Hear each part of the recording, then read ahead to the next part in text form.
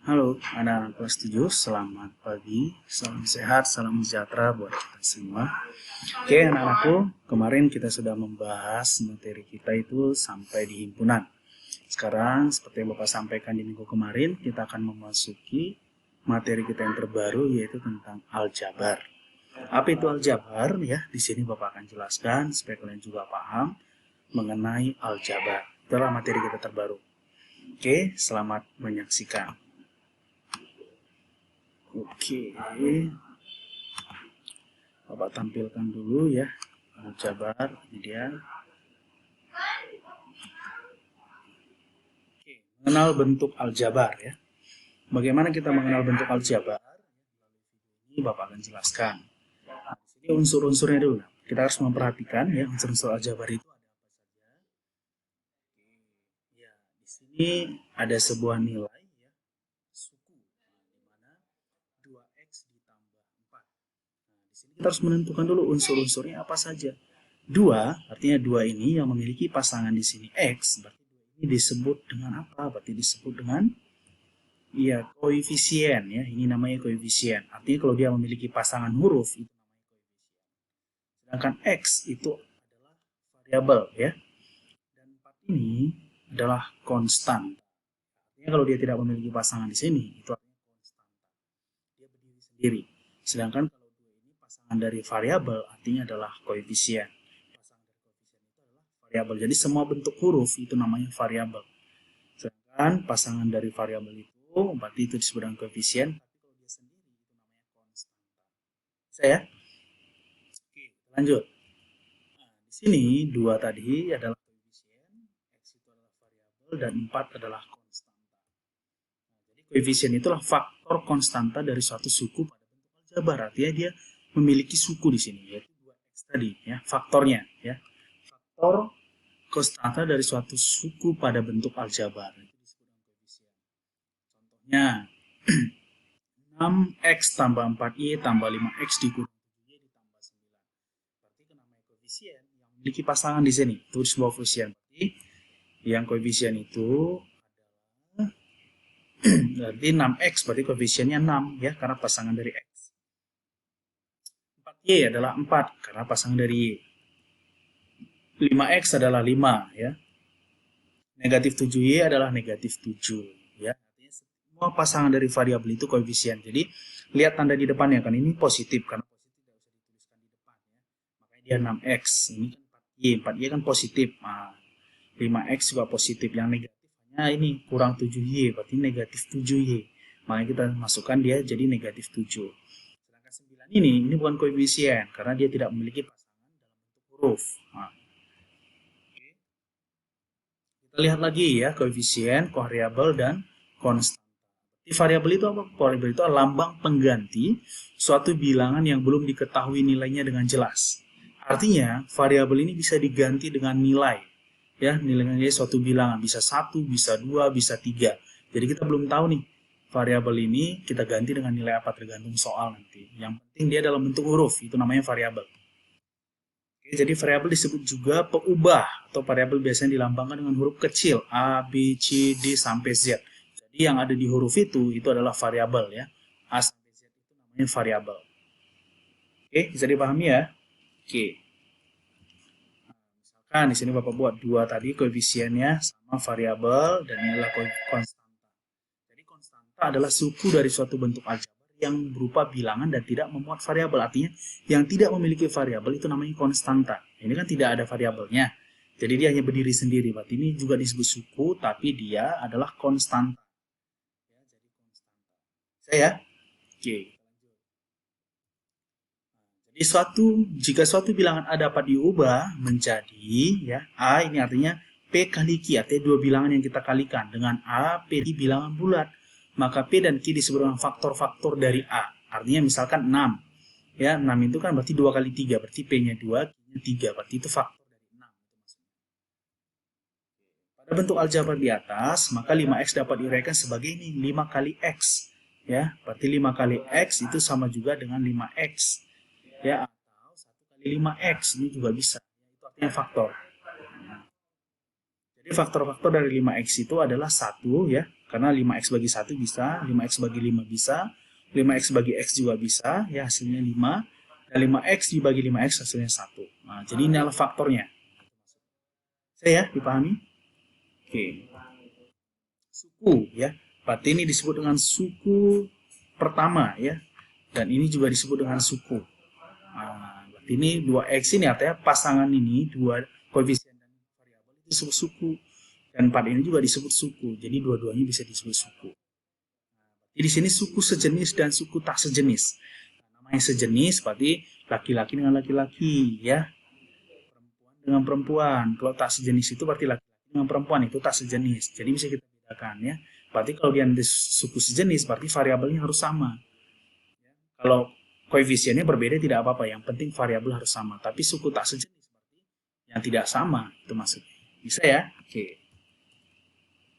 Suku sejenis dan suku tak sejenis. Suku adalah variabel beserta koefisiennya atau konstanta dalam bentuk aljabar yang dipisahkan oleh operasi jumlah atau selisih. Jadi suku itu harus dipisahkan oleh operasi jumlah atau selisih. Jadi bisa ditambah, bisa dikurang, itu maksudnya. Contohnya ya, di sini suku-suku sejenis adalah suku yang memiliki variabel dan pangkat dari masing-masing variabel yang sama. Jadi walaupun variabelnya sama, tapi kalau pangkatnya berbeda, itu bukan suku sejenis. Nah, nanti akan kita bahas. Jadi suku sejenis itu variabelnya sama, pangkatnya juga harus sama. Nah, itu suku sejenis.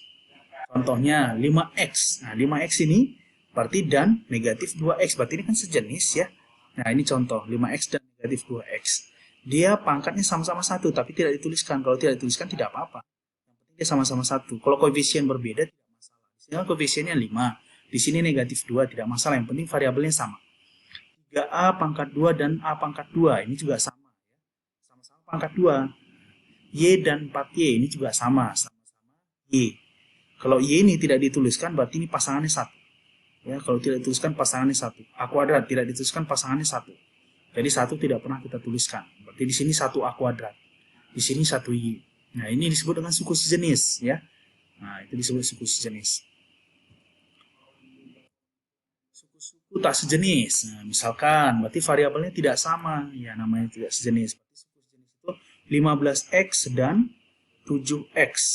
Nah, 9y dan 3y. Tapi perhatikan tanda di depan ini kan 15x ini positif, makanya di sini tetap positif.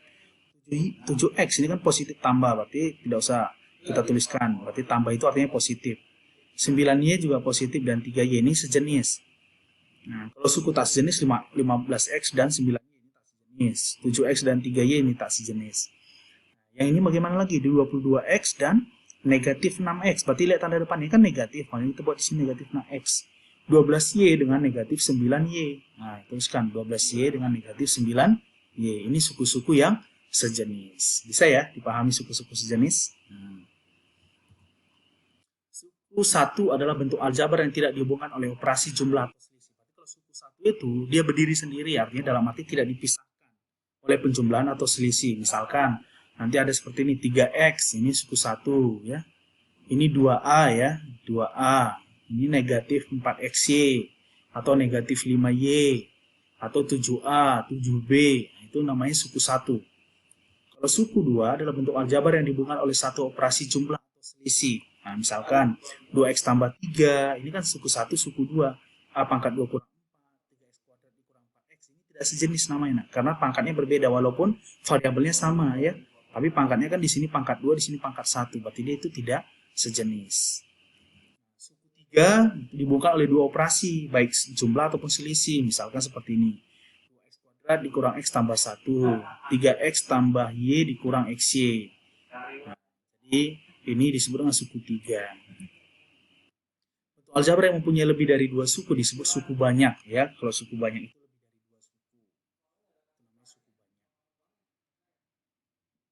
Oke, misalkan contoh suku-suku sejenis. Tentukan suku-suku yang sejenis pada bentuk aljabar berikut. Kita hanya melihat aja suku sejenis. K, berarti kita lihat dengan K. Berarti di sini, berarti 9K dengan 15, negatif 15K. Serta, kita lagi, negatif 4KM dan 7KM itu hanya sejenis. 8M sejenis nggak ada pasangan, berarti nggak usah dituliskan. Karena dia hanya bertanya tentang suku sejenis. Suku-suku sejenis yang nomor 2, berarti 7P kuadrat. pangkatnya harus sama ya, dengan 11P kuadrat. Berarti di sini 7P kuadrat dan negatif 11P kuadrat. Setelah itu, negatif 8P kuadrat Q harus sama dengan yang P kuadrat Q. Berarti di sini nih, sama. Berarti negatif 8P kuadrat Q dan P kuadrat Q. Ini kan pasangannya satu, kalau tidak dituliskan selalu satu ya.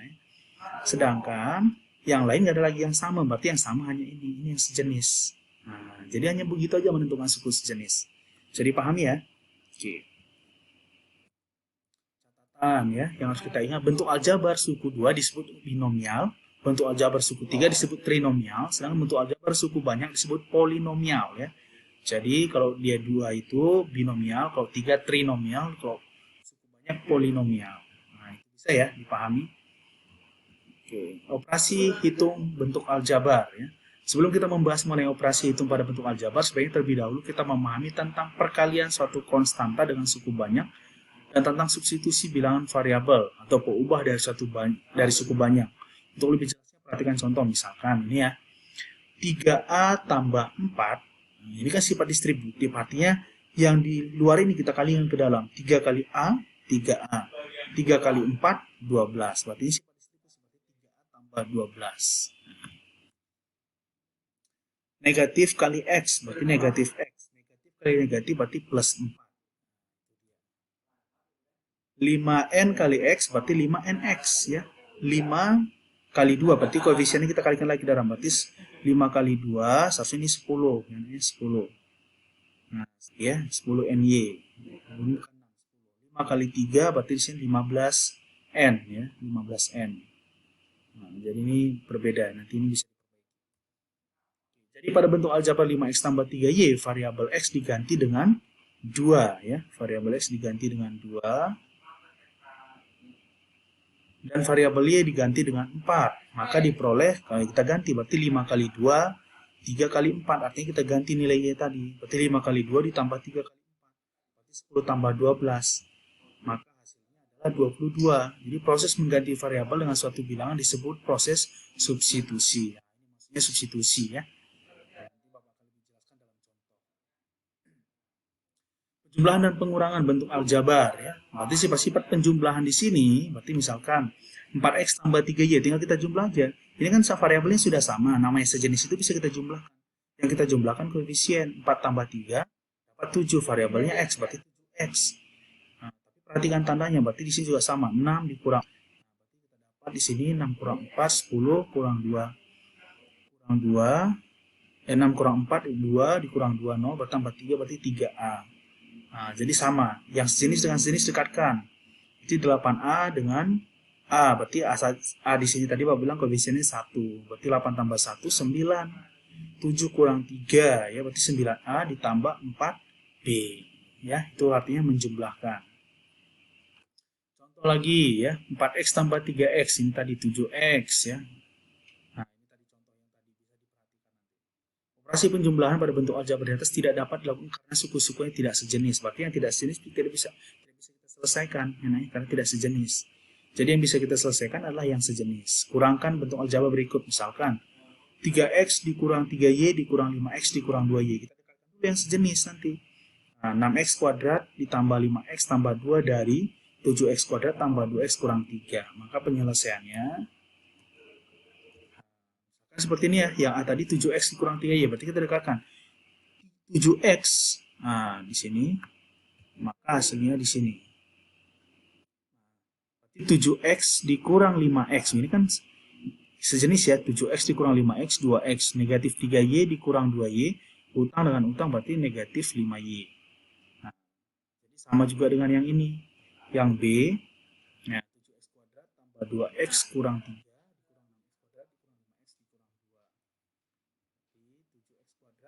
Kurang 6X kuadrat berarti X kuadrat.